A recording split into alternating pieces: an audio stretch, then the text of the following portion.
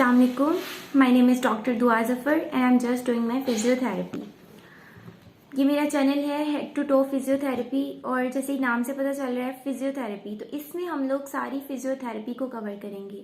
Physiotherapy basically है क्या, physiotherapy का स्कोप क्या है, फिजियोथेरेपी में हम किन किन चीज़ों की ट्रीटमेंट करते हैं, वो सब कुछ हम इंशाल्लाह कवर करेंगे।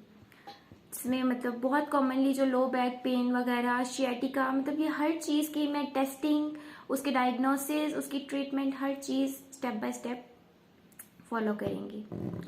तो आज मेरी पहली वीडियो अगर आप सबको पसंद आए तो प्लीज़ मेरे चैनल को सब्सक्राइब कीजिएगा और मेरी वीडियो को लाइक कीजिएगा। स्टार्ट करते हैं आज की वीडियो।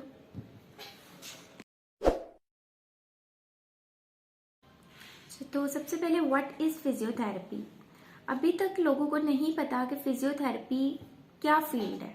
स्टूडेंट्स अगर इसमें एडमिशन लेते हैं तो वो सिर्फ एडमिशन ले लेते हैं, उन्हें नहीं पता कि ये फील्ड क्या है, इसके मेजर्स क्या हैं और इसका आगे स्कोप क्या है। हमारे 95% मैं कहना चाहूँगी कि बच्चे MBBS के लिए ही स्ट्रगल कर रहे होते हैं। फिर जो सीट्स कम है, टेस्ट क्लियर नहीं हुआ, उसकी वजह से एज अ सेकेंड ऑप्शन सबने इसको चूज़ किया होता है। किसी की भी प्रायोरिटी नहीं है फिजियोथेरेपी में, जो कि गलत है। अभी मैं आपको बताती हूँ तो आपको पता चलेगा कि ये क्या अब आने वाले दौर में इसका कितना ज़्यादा स्कोप है और कितनी ज़्यादा डिमांड है। फिजियोथेरेपी बेसिकली एक ऐसी मेडिकल फील्ड है, मेडिकल ब्रांच है, जिसमें दो चीज़ों का मिक्सचर है, एक्सरसाइज थेरेपी और इलेक्ट्रोथेरेपी का। और उसमें हम लोग ट्रीटमेंट किसकी करते हैं, जो मूवमेंट रिलेटेड पेन्स आ रही होती हैं, हमारी बॉडी की जितनी भी मूवमेंट्स हैं उन मूवमेंट्स के रिलेटेड जो पेन हो रही होती है उसको हम with the help of exercise therapy and with the help of electrotherapy हम ट्रीट करते हैं। फॉर एग्जाम्पल, अगर मैं बहुत छोटी सी आपको एग्जाम्पल दूँ, फिजियोथेरेपी जो होता है ना, हमने कॉज को ट्रीट करना होता है, हमने सिम्टम्स को ट्रीट नहीं करना होता। सिम्टम्स को अगर आपने ट्रीट करना है तो वो आप किसी भी डॉक्टर के पास जाएं, MBBS डॉक्टर, आप किसी के पास भी जाएं, वो आपको पेन किलर्स दे देंगे। आपके फॉर एग्जांपल आपके बैक में पेन हो रही है, उसको नहीं पता बैक पेन के कौन कौन से रीजंस हैं, वो सिर्फ आपको कमर की दर्द खत्म होने की दवाई देगा। वो आपको पेन किलर देगा, वो कुछ देर के लिए पेन खत्म हो जाएगी, उसके बाद आप कंटिन्यूसली वो मेडिसिन लेते रहें तो रहे खत्म। लेकिन जब आपने मेडिसिन छोड़ी, 1 हफ्ता फर्क रहेगा, 2 हफ्ता, उसके बाद फिर स्टार्ट होगा। जब तक उसका मेन कॉज जिस वजह से वो पेन हो रही है ओरिजिनेट, हम उसको ट्रीट नहीं करेंगे, तब तक वो पेन ठीक होएगी नहीं। इसलिए फिजियोथेरेपी का जो कंसर्न होता है वो कॉज को ट्रीट करना होता है, सिम्टम्स को तो ट्रीट करते ही हैं। अगर एक पेशेंट हमारे पास, मैं एग्जाम्पल देने लगी थी, अगर एक पेशेंट हमारे पास आता है डिस्क प्रॉब्लम के साथ, उसको डिस्क प्रॉब्लम है और उसकी वजह से उसे बैक पेन हो रही है। अब डिस्क प्रॉब्लम में आप उसको एक वक्त में एंटीबायोटिक्स दे देते हैं, पेन किलर्स दे देते हैं, स्ट्रॉन्ग पेन किलर्स, को उसकी दर्द ठीक हो जाए। ठीक है, हो जाएगी, लेकिन कितनी देर के लिए होगी, थोड़ी देर के लिए होगी। उसके बाद फिर उसका जब तक प्रॉब्लम उसकी खत्म नहीं होगी तब तक तो वो दर्द रहेगी। और अब ये कोई इतनी वर्स्ट कंडीशन भी नहीं है, ये भी कहा जाता है कि डिस्क प्रॉब्लम है तो आप सर्जरी करवा लें। इतनी वर्स्ट कंडीशन नहीं है कोई डिस्क प्रॉब्लम कि उसके लिए सर्जरी करवानी पड़े। तो क्यों ना फिर इन दोनों के दरमियान वाला हल निकाला जाए जो कि लॉन्ग लास्टिंग है, आपको पूरी जिंदगी फर्क देगा, वो है physiotherapy.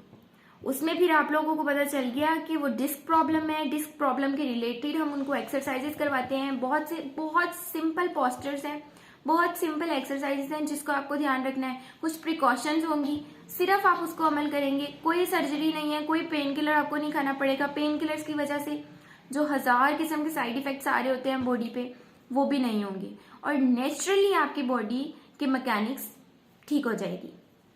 This is actually the physiotherapy. Cause की ट्रीटमेंट कर रहे हैं हम लोग, रूट कॉज जो कि पेन ओरिजिनेट कर रहा है। सिर्फ पेन को ट्रीट नहीं करना और लाइफ लॉन्ग फिर उसको मेंटेन भी करके रखना है, बहुत सिंपली, कोई इतनी रॉकेट साइंस नहीं है इसमें। अच्छा, अब दूसरी बात आती है, हु इज फिजियोथेरेपिस्ट। फिजियोथेरेपिस्ट कौन है? फिजियोथेरेपिस्ट को ही मूवमेंट का डॉक्टर कहा जाता है, क्योंकि मैंने बता दिया कि फिजियोथेरेपी में हम लोग सारी मूवमेंट रिलेटेड पेन्स को ट्रीट कर रहे होते हैं, तो फिजियोथेरेपिस्ट मूवमेंट का डॉक्टर है।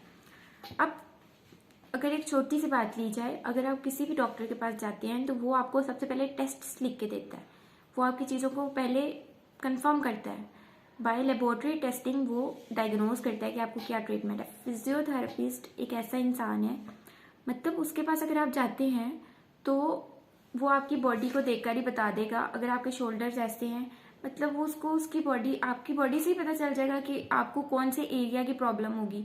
अगर आप ऐसे एक साइड करके जाते हैं बैंडोगे तो उसे पता चल जाएगा कि ये लेग लेंथ डिस्क्रिपेंसी है या कोई इस तरह की यहाँ के मसल्स वीक है, देख के ही पता चल जाता है। वो अपने डायग्नोसिस भी खुद करता है, ट्रीटमेंट तो उसने करना ही है, वो डायग्नोसिस भी खुद करता है। बहुत बार ऐसे होता है कि MRI की रिपोर्ट इवन गलत आती है, लेकिन फिजियोथेरेपिस्ट जो उसकी टेस्टिंग करते हैं पेशेंट की, हर पेशेंट के अकॉर्डिंगली पेशेंट की टेस्टिंग करते हैं, तो हमारा डायग्नोस कोई और होता है।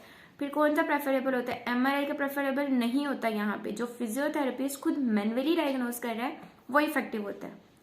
तो फिजियोथेरेपिस्ट एक कंप्लीट पर्सन है जिसने डायग्नोस भी खुद करना है, ट्रीट भी खुद करना है और उसको फ्यूचर के लिए प्रिवेंट भी करना है।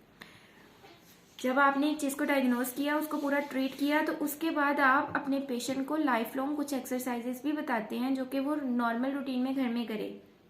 कुछ प्रिकॉशंस बताते हैं जिसकी हेल्प से वो लाइफ लॉन्ग उससे बच के रह सकता है दोबारा। अब तीसरी बात आती है फिजियोथेरेपिस्ट की नीड कब होगी? व्हेन वी नीड फिजियोथेरेपी और when we need physiotherapist. Pain की वजह से जब भी हमारी फंक्शनल एक्टिविटीज लिमिटेड होने लग जाएंगी, फॉर एग्जांपल मेरे यहाँ पर एल्बो में पेन आ रही है, अब मैं अपनी हाथ को फ्लेक्शन नहीं कर पा रही, एक्सटेंशन नहीं कर पा रही, मतलब मेरी वो हाथ की मूवमेंट नहीं हो रही, तो वो क्यों नहीं हो रही? इसके लिए अब हमें एंटीबायोटिक्स लेने नहीं जाना, इसके लिए अब हमें फिजियोथेरेपिस्ट के पास जाना है। जब भी मूवमेंट रिलेटेड पेन होगी हमें, अब मैं हाथ उठाकर अपना दुपट्टा नहीं ठीक कर सकती, कंघी नहीं कर सकती, मतलब हमारी डेली लिविंग एक्टिविटीज ही हमसे परफॉर्म नहीं हो रही, इसके लिए फिजियोथेरेपिस्ट की ज़रूरत है। प्रॉपर उसको थेरेपी करवानी पड़ेगी और बड़ी सिंपल सी थेरेपी होती है। अब इसमें भी बात आती है कि मसल वीकनेस दो तरह की होती है, एक प्राइमरी एक सेकेंडरी। प्राइमरी में क्या है कि अगर एक बंदा एक पेन के साथ आया है कि मुझे बहुत सिवियर पेन हो रही है, तो सबसे पहले हम लोग उसकी प्राइमरी ट्रीटमेंट करेंगे, उसके पेन को ठीक करेंगे। उसके बाद सेकेंडरी में ये क्या रोल करते हैं, जैसे सर्जरी हुई है, किसी इंसान की सर्जरी हुई है, नी की सर्जरी होगी, अब सर्जरी की वजह से उसको क्या हुआ है, वो एक अरसे के लिए बेड रिडन हो गया है, वो नहीं उठ सकता। जब वो बेड रिडन हुआ है तो उसके सारे मसल्स एट्रोफी में चले गए, उसके मसल, आसान लफ्जों में अगर मैं कहूँ, उसके मसल सारे वीक हो गए हैं। अब उस वीकनेस को किसने ठीक करना है?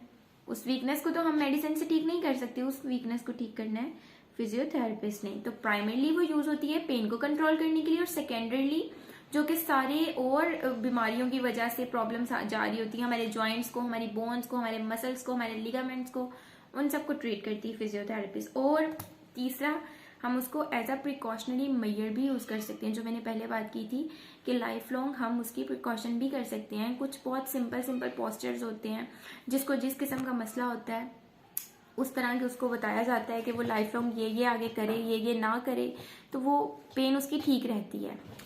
तो यही थी आज की वीडियो, इसमें मैंने आपको बताया है फिजियोथेरेपी के बारे में।